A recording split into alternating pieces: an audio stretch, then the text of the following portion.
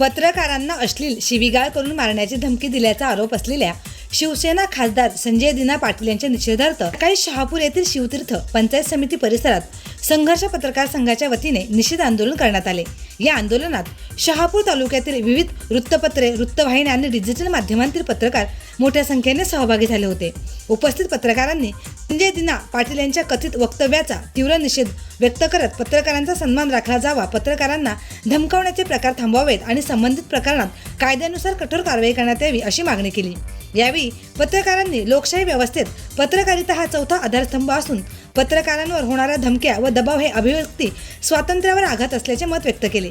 पत्रकारांना सुरक्षित वातावरण निर्भयपणे काम करता यावे यासाठी शासनाने तातडीने प्रभावी पावले उचलावीत अशी मागणी यावेळी करण्यात आली।